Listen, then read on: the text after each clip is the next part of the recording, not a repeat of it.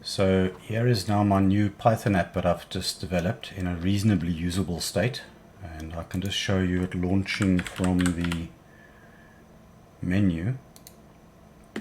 Here it comes up, and you can see at the moment the status is showing green connected. I've finally got these frames fixed size now so they don't shrink and adjust every time you update something. For example, here you can see there it's not shrinking the box anymore if you change the mode, and also if you change the status to disconnected, then because it can't show stats anymore, it used to shrink with this message. I've sorted that out as well. You'll see the frames stay the same size there.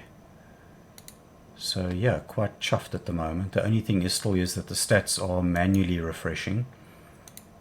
I've still got a couple of things I want to do then, really still maybe looking at an optional update and adding another 2 options over here in the space still as well.